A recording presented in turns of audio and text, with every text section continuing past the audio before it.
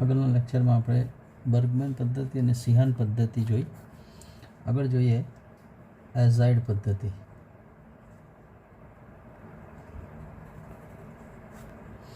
તો એઝાઇડ પદ્ધતિમાં benzyl ક્લોરાઇડની N અંતિમ એસિડ સમૂહ સાથે પ્રક્રિયા કરવામાં આવે અને એમાંથી આપણને એસિડ એઝાઇડ મેળવવામાં આવે. પેલું જોઈએ આપણે C6H5COCl બેન્ઝાઇલ ક્લોરાઇડ પ્લસ સ્વીટર આયન આપણે અહીંયા લઈએ NH3CH2COO માઇનસ.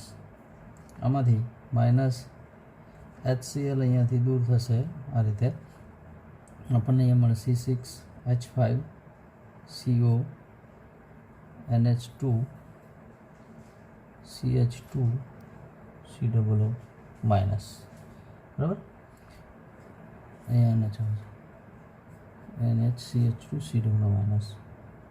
આની આગળ આપણે C2H5 સમૂહ સાથે પ્રક્રિયા કરીએ તો C2H5 સમૂહ અહીંયા જોડાય તો C6H5CO NHCH2COO C2H5. આની આગળ હાઇડ્રોજન સાથે પ્રક્રિયા કરીએ એટલે NH2 સાથે પ્રક્રિયા કરીએ તો CO સાથે એટલે કે અહીંયા છેલ્લે NH2 સમૂહ જોડાશે C6H5CO NHCH2CO NH2. એટલે કે અહીંયાથી દૂર થશે માઇનસ C2H5OH C2H5O અહીંયાથી દૂર થશે હાઇડ્રોજન અહીંયાથી. આની પ્રક્રિયા આગળ કરીએ કે ભાઈ HNO2 સાથે તો અહીંયા આપણને પ્રક્રિયા થશે C6H5CO NHCH2CO. અહીંયા આનું રૂપાંતર થશે N3માં એટલે આ જે મળશે એ આપણને એઝાઇડ મળશે. આ એઝાઇડની આગળ આપણે પ્રક્રિયા કરીએ NaOH સાથે અને એમિનો એસિડનો આપણે એસ્ટર લઈશું એટલે અહીંયા લઈશું આપણે NH2CH2COO C2H5 એટલે અહીંયાથી N3H સમૂહ N3H દૂર થશે એટલે આપણને અહીંયા નિપજ આવી મળે C6H5CO NHCH2CO NH આ જોડાશે CH2COO C2H5. આનું આપણે H પ્લસ એટલે કે એસિડ સાથે આપણે પ્રક્રિયા કરીએ તો માઇનસ C2H5OH દૂર થશે એટલે અહીંયા આપણને નિપજ મળશે C6H5CO NHCH2CO NHCH2 અને COOHમાંનું રૂપાંતર થાય. લાસ્ટ સ્ટેપ આનું H2PTની હાજરીમાં આપણે પ્રક્રિયા કરીએ એટલે અહીંયા જે COOH છે એટલે કે C ડબલ બોન્ડ O સમૂહ એનું થશે CH2OHમાં રૂપાંતર એટલે નિપજ આપણને મળશે C6H5 અહીંયાથી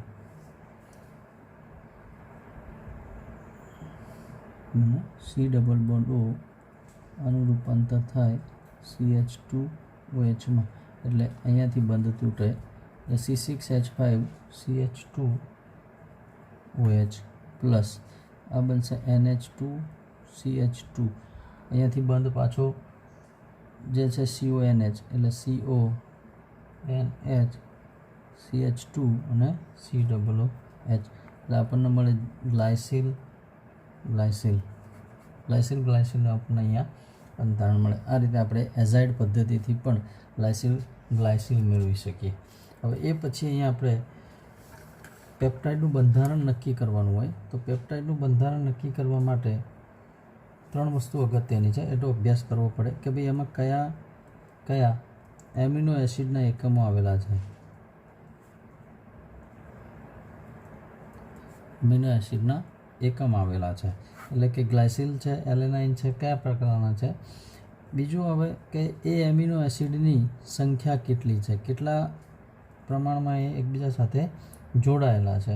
અને ત્રીજું આવે કે ભાઈ એમાં એમનો ક્રમ કયો છે, એમિનો એસિડ કયા ક્રમે એકબીજા સાથે જોડાયેલા છે. આ 3 વસ્તુઓનો આપણે અભ્યાસ કરવો પડે. અને એનું બંધારણ નક્કી કરવું હોય તો કેટલાક મુદ્દા અગત્યના છે કે ભાઈ એનું પેલું એસિડ વડે જળ વિભાજન તમે કરો. બીજું આવે એનું જળ વિભાજનથી છૂટો જે પડે એ પ્રત્યેક એમિનો એસિડનું પ્રમાણ નક્કી કરવું પડે. ત્રીજું કે ભાઈ એમિનો એસિડના મિશ્રણમાંથી પ્રત્યેક એમિનો એસિડને અલગ કરવામાં આવે, અને અલગ કરવા માટે એને આયન વિનિમય પદ્ધતિ, ક્રોમેટોગ્રાફી પદ્ધતિ વગેરે પદ્ધતિઓનો આપણે એમાં ઉપયોગ કરવો પડે. અને અલગ કરેલા એમિનો એસિડ જે છે એ એમિનો એસિડનું પરિમાપન આપણે કરવું પડે. બરાબર, આ બધા મુદ્દા છે. એ મુદ્દાના આધારે આપણે એનું બંધારણ આપણે નક્કી કરી શકીએ. હવે સૌથી અગત્યની વસ્તુ છે કે ભાઈ આમાં 2 પદ્ધતિ અગત્યની છે, એન અંતિમ એસિડ અને સી અંતિમ એસિડ. બરાબર, તો અંતિમ એસિડનું પૃથ્થકરણ, અંતિમ સમૂહ પૃથ્થકરણ. આમાં અગત્યની વસ્તુ એ છે કે આલ્ફા એમિનો એસિડનો એમિનો સમૂહ બંધમાં ભાગ લેતો નથી, એટલે કે એ મુક્ત રહે છે. અને એ જ રીતે બીજા એમિનો એસિડનો COOH એટલે કે કાર્બોક્સિલિક સમૂહ ભાગ લેતો નથી. એટલે જે અંતિમ એસિડમાં એમિનો સમૂહ NH સમૂહ NH2 છેડો મુક્ત હોય તો એ ડાબી બાજુએ હોય, અને COOH સમૂહ મુક્ત જે છે એ જમણી બાજુએ હોય છે. બરાબર, ડાબી બાજુ હોય તો NH2 સમૂહ મુક્ત હોય તો આપણે એને N અંતિમ એસિડ કહીશું, અને COOH સમૂહ જમણી બાજુ મુક્ત હોય તો આપણે એને C અંતિમ એસિડ કહીશું. બરાબર, તો આના માટેની પહેલી પદ્ધતિ છે કે ભાઈ N અંતિમ એસિડ.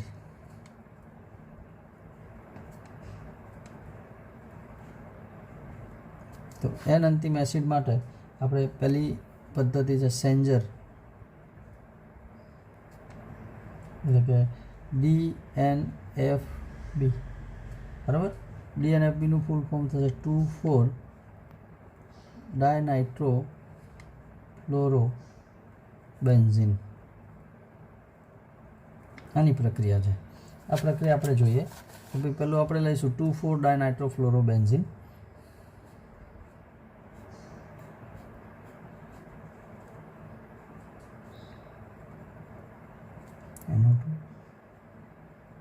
NO2 ફ્લોરિન, ફ્લોરિન એટલે 2,3,4 ડાયનાઇટ્રોફ્લોરોબેન્ઝીન DNFB.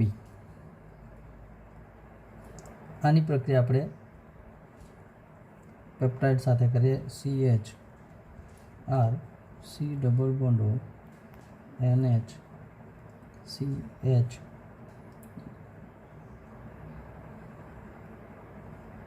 CH NH CH, અહીંયા આવશે R1, અહીંયા આવશે C ડબલ બોન્ડ, આગળ આ રીતે આવશે. આમાંથી માઇનસ HF દૂર થશે આ રીતે, એટલે અહીંયા આપણને બંધારણ આ પ્રમાણેનું મળે.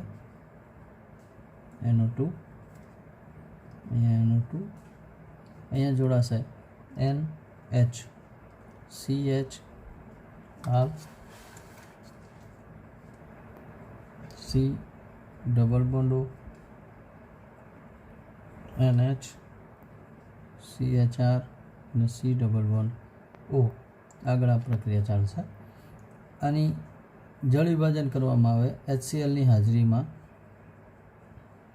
બરાબર, તો હવે આમાં જળ વિભાજન જ્યારે થશે એટલે બંધ C ડબલ બોન્ડ O ધરાવતા જે બંધ છે એ બંધ તૂટશે. એટલે કે એક બંધ અહીંયાથી તૂટે તો બીજો બંધ અહીંયાથી તૂટશે. આપણને અહીંયા પ્રક્રિયા આ રીતે થશે.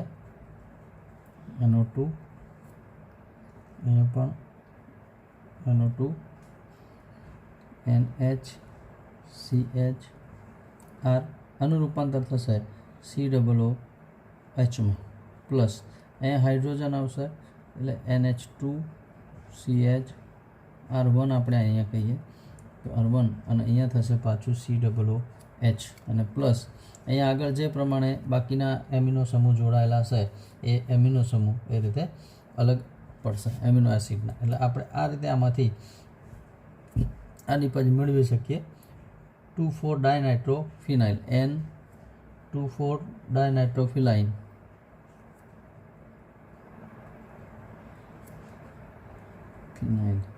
એટલે DNP બરાબર. આ નિપજ આપણને આમાંથી મળે છે. આગળ આપણે જોઈએ કે ભાઈ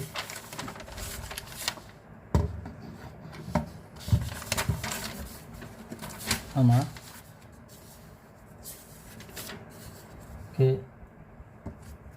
બીજી એક પદ્ધતિ પણ છે કે ભાઈ ફિનાઇલ આઇસોથાયોસાયનેટ સાથેની પ્રક્રિયા.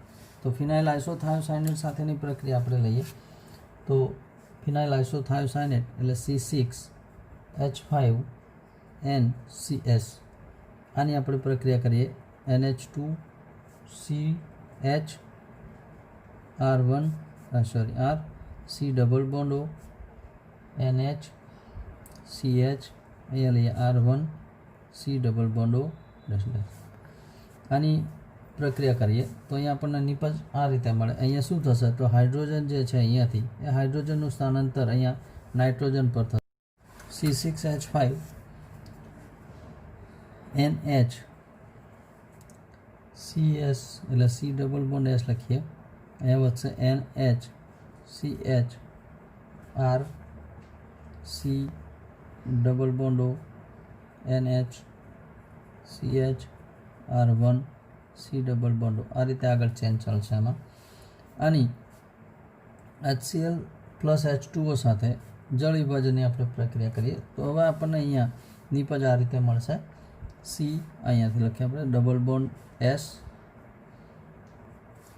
આની સાથે જોડાયેલો છે નાઇટ્રોજન C6H5 બરાબર. અહીંયા આવશે R અહીંયા જોડાયેલું છે NH અહીંયા આવશે ડબલ બોન્ડ O એટલે આ જે મળશે આપણને એ મળશે ફિનાઇલ થાયો હાઇડેન્ટાઇન બરાબર પ્લસ અહીંયા છૂટું શું પડશે તો આપણે લખીએ અહીંયા NH2 CH R1 C double bond O આગળ શૃંખલા જે ચાલુ છે એ જ પ્રક્રિયા આપણને આગળ મળે. હવે અહીંયા આપણે બીજી પ્રક્રિયા જોઈએ C અંતિમ એસિડ.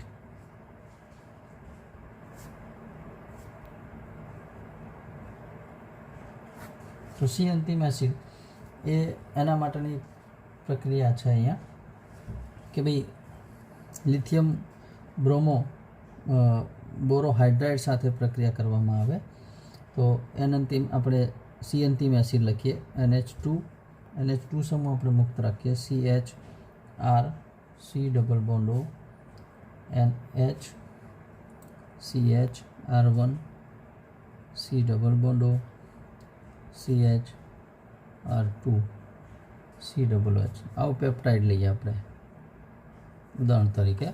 પ્રક્રિયા અહીંયા થશે આપણે લિથિયમ બોરોહાઇડ્રાઇડ લઈએ તો આ જે COOH છે એ COOHનું રૂપાંતર થશે CH2OH માં એટલે આપણને અહીંયા જે નિપજ મળશે આ મળશે NH2 CH R C double bond O NH CH R1 C double bond O CH R2 અને CH2OH. આનું જળ વિભાજન કરવામાં આવે તો અહીંયાથી દ્વિબંધ ધરાવે છે જે C ડબલ બોન્ડ O બંધ એટલે કે અહીંયાથી આપણને બંધ તૂટશે.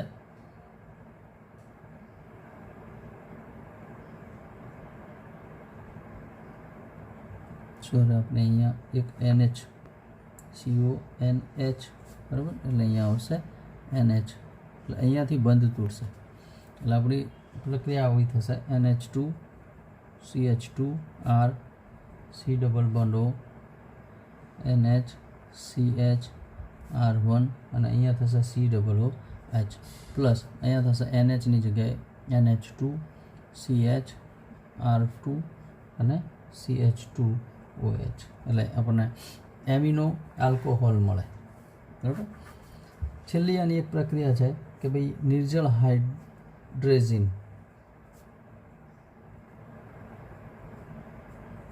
એટલે કે NH2 સાથે 100 ડિગ્રી સેલ્સિયસ તાપમાને આપણે આ પ્રક્રિયા કરીએ છીએ.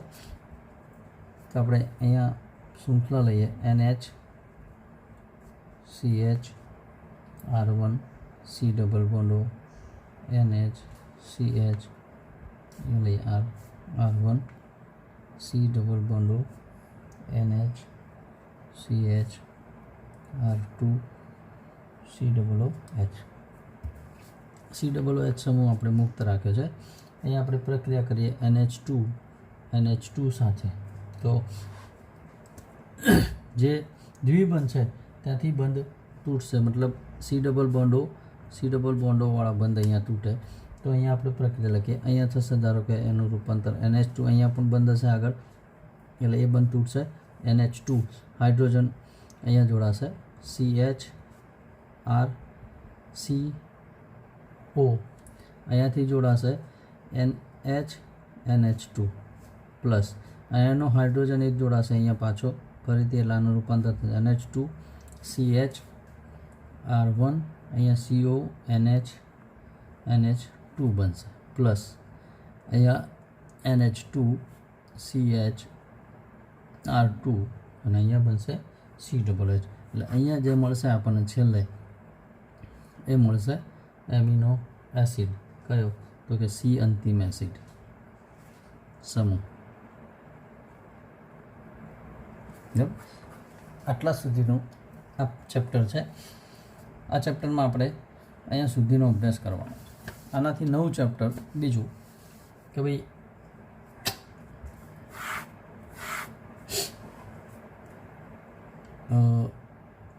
યુનિટ 2B ઇલેક્ટ્રોન અનુરાગી એરોમેટિક વિસ્થાપન. ઇલેક્ટ્રોન અનુરાગી એરોમેટિક વિસ્થાપન એટલે શું? પહેલું તો ભાઈ કોઈ પણ અણુમાંથી કોઈ એક પરમાણુનું કે ક્રિયાશીલ સમૂહનું દૂર થવું અને તેના સ્થાને કોઈ નવો પરમાણુ કે ક્રિયાશીલ સમૂહનું જોડાવવું એ ઘટનાને આપણે કહીશું વિસ્થાપન પ્રક્રિયા. એવા પ્રક્રિયકો કે જે ચક્રીય સંયોજનોમાંના કાર્બન પાસેથી, માનો કે આપણે બેન્ઝીન લીધું તો આ ચક્રીય સંયોજનોનો જે કાર્બન છે એ કાર્બન પાસેથી ઇલેક્ટ્રોન મેળવી અને ચક્રીય સંયોજન સાથે આના સાથે બંધ બનાવે એવા પ્રક્રિયકોને ઇલેક્ટ્રોન આકર્ષક સમૂહ કે ઇલેક્ટ્રોન અનુરાગી પ્રક્રિયકો કહેવામાં આવે છે. આવા પ્રક્રિયકો એ ચક્રીય સંયોજનમાંના કાર્બન પાસેથી ઇલેક્ટ્રોન મેળવી અને જોડાય છે અને એ પ્રક્રિયા જે છે એ પ્રક્રિયાને આપણે કહીશું ઇલેક્ટ્રોન અનુરાગી એરોમેટિક વિસ્થાપન. તો આના અંદર થોડું વર્ગીકરણ છે કે બે વર્ગીકરણમાં આપણે જોઈએ કે ભાઈ ઓર્થોપેરા સ્થાન નિર્દેશક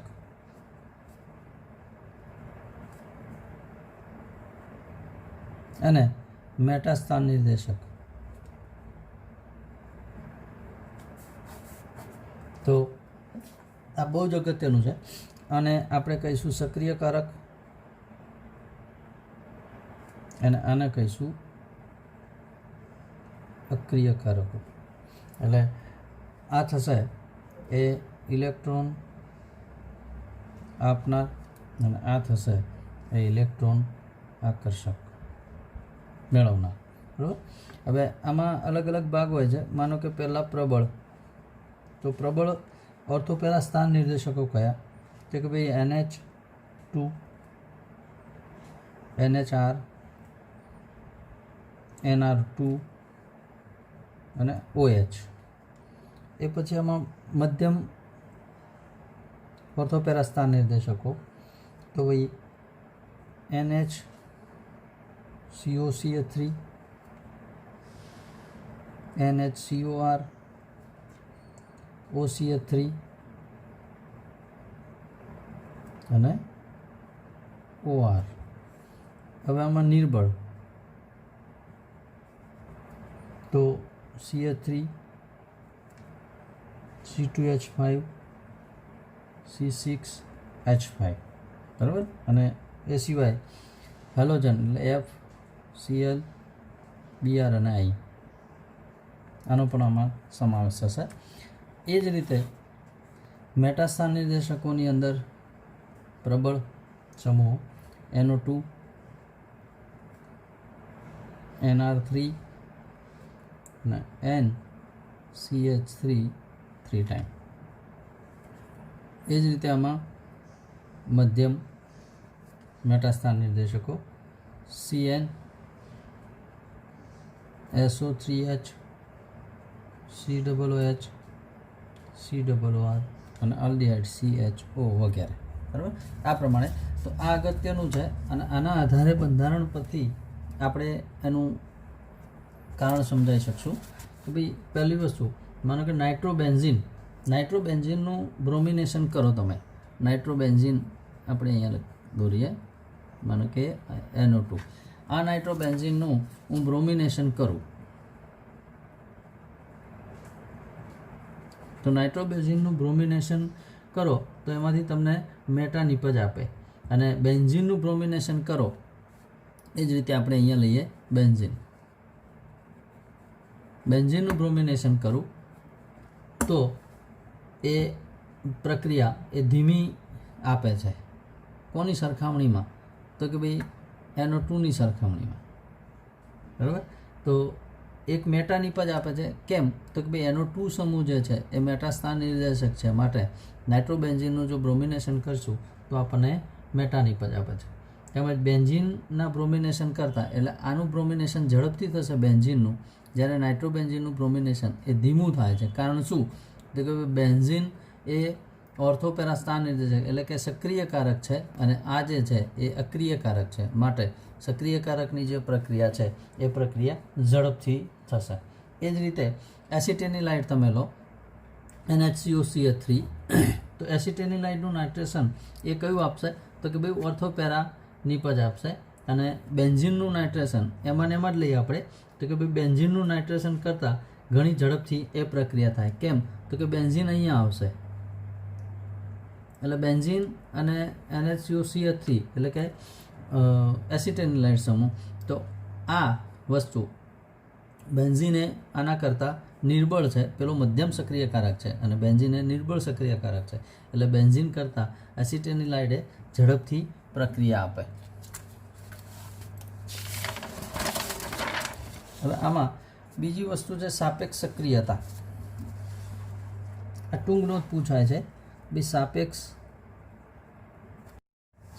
સક્રિયતા. તો બેન્ઝીન અને વિસ્થાપિત બેન્ઝીનની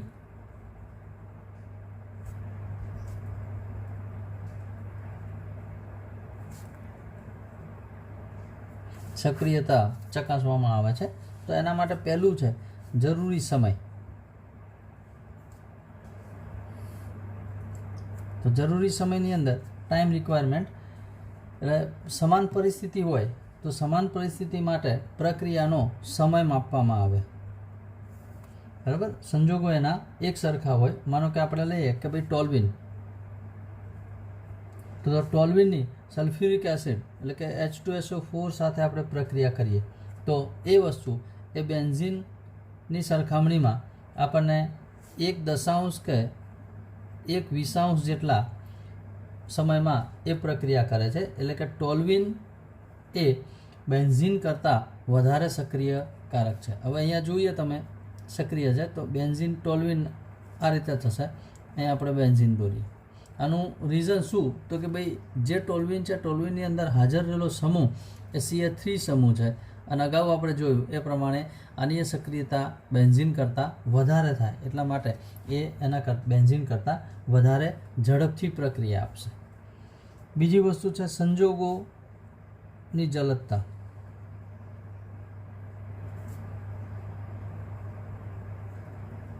તો ચોક્કસ સમયગાળો બંને પ્રક્રિયાઓનો એક સરખો હોય તો એના અંદર સંજોગોની જલદતા માપવામાં આવે. માનો કે બેન્ઝીનનું નાઇટ્રેશન, આપણે બેન્ઝીન એનું નાઇટ્રેશન કરીએ તો બેન્ઝીનનું નાઇટ્રેશન સાંદ્ર H2SO4 અને સાંદ્ર HNO3 સાથે કરવામાં આવે તો એમાં 60 ડિગ્રી સેલ્સિયસ તાપમાને આપણે એ પ્રક્રિયા કરીએ તો એ 1 કલાક કરતાં ઓછા સમયે પ્રક્રિયા થાય છે. પણ આની જગ્યાએ જો એ જ વસ્તુ ધારો કે નાઇટ્રોબેન્ઝીનમાં કરવામાં આવે, એનો 2 સમૂહ, તો નાઇટ્રોબેન્ઝીનની અંદર પ્રક્રિયા કરવામાં આવે તો એ પ્રક્રિયા આપણને અહીંયા 90 ડિગ્રી સેલ્સિયસ તાપમાને થાય છે, ફ્યુમિંગ HNO3 અને સાંદ્ર H2SO4ની હાજરીમાં. તો થશે શું? તો કે ભાઈ નાઇટ્રોબેન્ઝીન એ બેન્ઝીનની સરખામણીમાં ઓછો સક્રિયકારક છે. નાઇટ્રોબેન્ઝીન એ બેન્ઝીનની સરખામણીમાં ઓછો સક્રિયકારક, એટલે આ થશે એ ઓછો સક્રિયકારક છે. તો કારણ શું? તો કે ભાઈ કારણ એ થાય કે ભાઈ આ નાઇટ્રોબેન્ઝીનની અંદર NO2 સમૂહ છે અને NO2 સમૂહ છે એટલા માટે એની રિએક્શન ઝડપ કરવા માટે અહીંયા આપણે પ્રક્રિયા કરવા માટે 90 ડિગ્રી સેલ્સિયસ તાપમાનની જરૂર પડે અને ફ્યુમિંગ HNO3ની જરૂર પડે.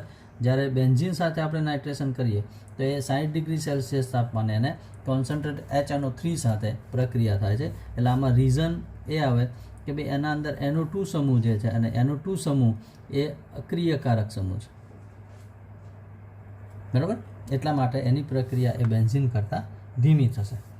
ત્રીજી પ્રક્રિયા છે કે ભાઈ સ્પર્ધાત્મક પ્રક્રિયા એ સમાન સંજોગોમાં, એટલે કે સમાન સંજોગો આપણે જે લઈએ છીએ એ સંજોગો બંને જ પ્રક્રિયાના એક સરખા હોય તો C6H6 બેન્ઝીન આપણે લઈએ અને HNO3 સાથે આપણે એની પ્રક્રિયા કરીએ એટલે નાઇટ્રેશન કરીએ તો આપણને અહીંયા મળશે NO2 નાઇટ્રોબેન્ઝીન, અને અહીંયા લઈએ C6H5CH3 એટલે કે ટોલ્યુઇન લઈએ અને એની HNO3 સાથે પ્રક્રિયા કરીએ તો આપણને અહીંયા મળશે CH3 અને NO2 એટલે મેટા, ઓર્થો, મેટા અને પેરા કોઈ પણ. તો અહીંયા શું થશે તો કે જ્યારે પણ નાઇટ્રિક એસિડ સાથે એની પ્રક્રિયા કરવામાં આવે તો નાઇટ્રોબેન્ઝીન કરતાં આના કરતાં આ ટોલ્યુઇન 25 ગણો વધારે સક્રિય છે. નાઇટ્રોટોલ્યુઇન મળે અને એ ટોલ્યુઇન એ બેન્ઝીન કરતાં એ 25 ગણો વધારે સક્રિય છે. આનું રીઝન શું થશે તો કે આમાં રહેલો ટોલ્યુઇનમાં રહેલો CH3 સમૂહ, એ સમૂહના કારણે આની સક્રિયતા એ નાઇટ્રોબેન્ઝીન કરતાં વધારે, એટલે કે બેન્ઝીન કરતાં ટોલ્યુઇન એ વધુ ઝડપથી પ્રક્રિયા આપશે. એ પછી વિસ્થાપકોની અભિસ્થાન અસર અને ક્રિયાશીલતા. તો આમાં એક વસ્તુ અગત્યની છે કે ભાઈ જે સમૂહો બેન્ઝીન વલયની ક્રિયાશીલતામાં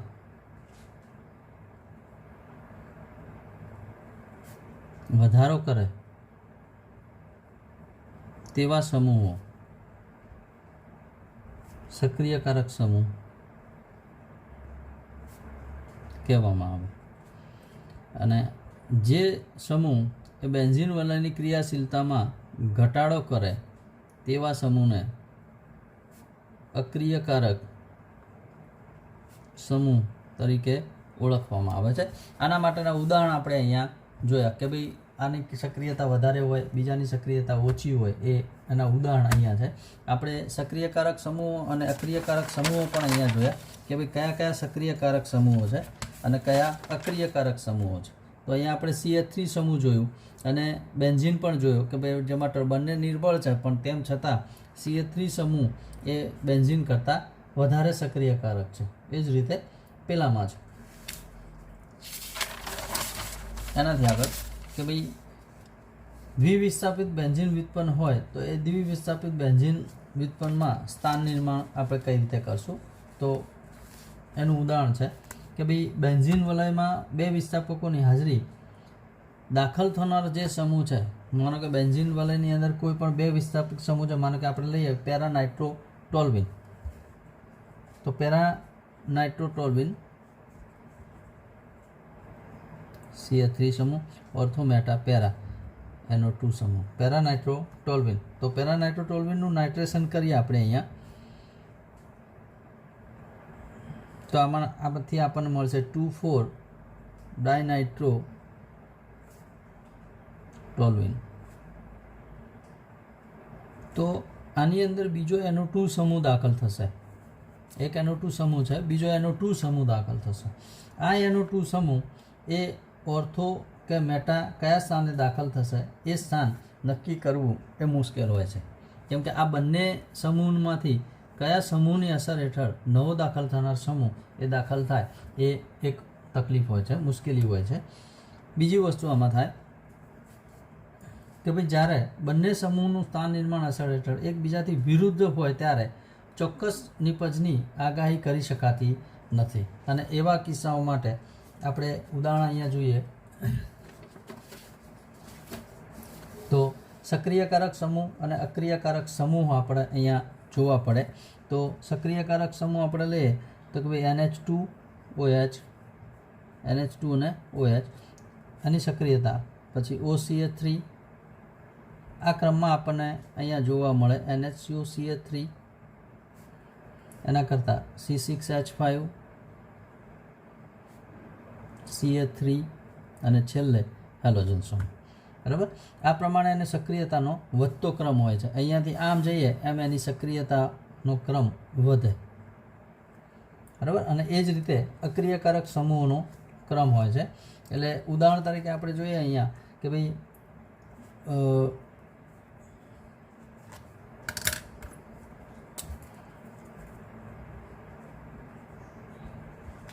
CH3Cl પેરાક્લોરોટોલ્વિન, બરાબર, પેરાક્લોરોટોલ્વિન, આને આપણે H2SO4 પ્લસ HNO3 સાથે પ્રક્રિયા કરીએ, એટલે નાઇટ્રેશનની પ્રક્રિયા કરીએ, તો અહીંયા થશે CH3 અને Cl.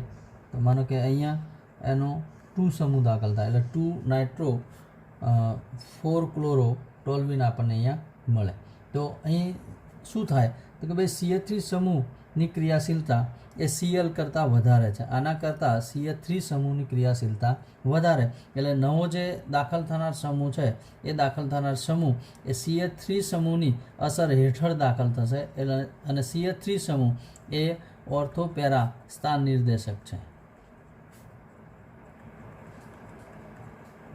ધેરફોર NO2 સમૂહ જે છે એ NO2 સમૂહ આના આધારે એ ઓર્થો સ્થાનમાં દાખલ થતો જોવા મળે છે. બરાબર, બીજી પ્રક્રિયા લઈએ કે ભાઈ મેટાનાઇટ્રોટોલ્વિન.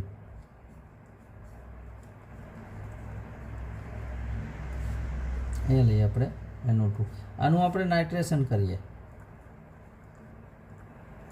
તો આપણને આ પ્રમાણે અહીંયા થાય નિપજ મળે CH3, અહીંયા NO2 જે છે. હવે આ 3 સ્થાનમાંથી કોઈ પણ એક સ્થાને નવો દાખલ થનાર સમૂહ એટલે NO2 સમૂહ દાખલ થાય.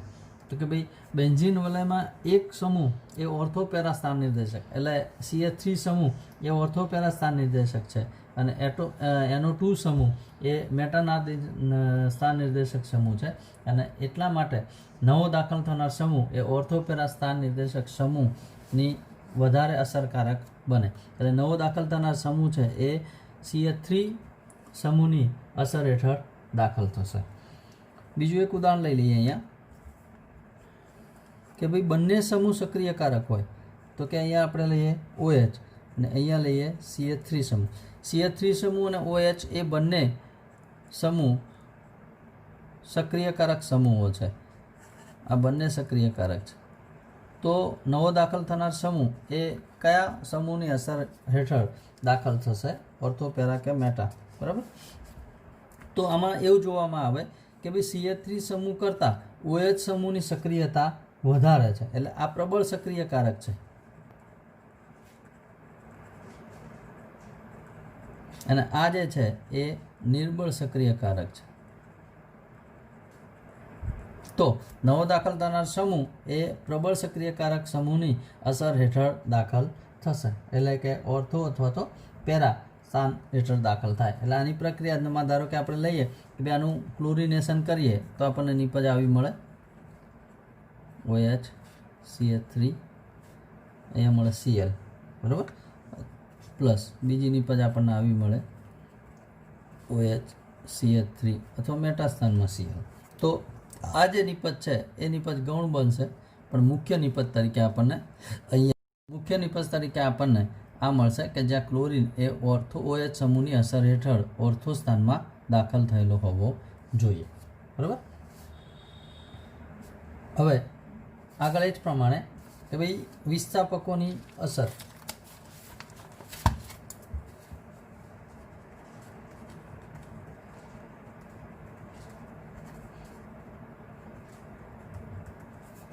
તો આના અંદર આપણે ઉદાહરણ લઈએ કે ભાઈ ટોલ્યુઇન. આ ટોલ્યુઇનનું આપણે H2SO4 સાથે 35 ડિગ્રી સેલ્સિયસ તાપમાને આપણે પ્રક્રિયા કરીએ. આપણને અહીંયા 3 નિપજો મળશે. સલ્ફોનેશનની પ્રક્રિયા થશે. CH3 અહીંયા માનો કે SO3H સમૂહ હોય, બીજું આપણને મળશે CH3 ઓર્થો સ્થાનમાં SO3H સમૂહ હોય, અને ત્રીજું મળશે મેટા સ્થાનમાં SO3H સમૂહ હોય. તો આ મેટા સ્થાન, આ ઓર્થો સ્થાન અને આ પેરા સ્થાન, બરાબર. તો આનું પ્રમાણ જે છે એ 62% છે, માનો કે આનું પ્રમાણ થશે 32% અને આનું પ્રમાણ માનો કે છે 6%. તો સીધી વસ્તુ છે કે ભાઈ અહીંયા CH3 હાજર રહેલો સમૂહ એ CH3 સમૂહ છે, અને CH3 સમૂહ એ સમૂહ સક્રિયકારક સમૂહ છે, માટે આપણને નિપજ જે મળશે એ નિપજ કઈ મળશે? ઓર્થોપેરા. એટલે આનું પ્રમાણ એ બિલકુલ ગૌણ થશે, બરાબર. એના કારણે તો આમાં વસ્તુ એવી થાય કે ભાઈ અવિસ્થાપિત બેન્ઝીન કરતાં એટલે ટોલ્યુઇનનું મિથાઇલ સમૂહ એ વલયને એટલે બેન્ઝીન વલયને વધારે સક્રિયકારક બનાવે છે, અને દાખલ થનાર જે પણ સમૂહ છે એ સમૂહ ઓર્થો અથવા તો પેરા સ્થાનમાં દાખલ થવા દેશે. એટલે પ્રેરક અસર અહીંયા ઉત્પન્ન થશે. એટલે હવે બેન્ઝીન વલયનું ધારો કે મિથાઇલ એ નાઇટ્રો કે અન્ય સમૂહની વલયની સક્રિયતા પર અસર કરે છે. એટલે કે આપણે કહ્યું પ્રમાણે કે ભાઈ નવો જે દાખલ થનાર સમૂહ છે એ સમૂહ એ ઓર્થો અથવા તો પેરા સ્થાનમાં જ દાખલ થશે. આ જ રીતે માનો કે આપણે બેન્ઝીનનું ટોલ્યુઇનનું નાઇટ્રેશન કરીએ તો પણ આપણને અહીંયા એ જ પ્રમાણેની નિપજો મળે, ઓર્થો, પેરા અને મેટા. CH3 સમૂહ NO2 ortho, CH3 NO2 para અને CH3 NO2 મેટા. આનું પ્રમાણ આપણને ગૌણ મળશે, બિલકુલ ઓછું મળે, માનો કે 4% જેટલું. અહીંયા આપણને પેરામાં જે મળશે માનો કે ઓર્થો કરતાં વધારે હશે, માનો કે 58% છે, તો આનું થશે 38%, બરાબર. આ પ્રમાણેની આપણને નિપજો મળશે. તો આ વસ્તુ છે અહીંયા. ઓકે.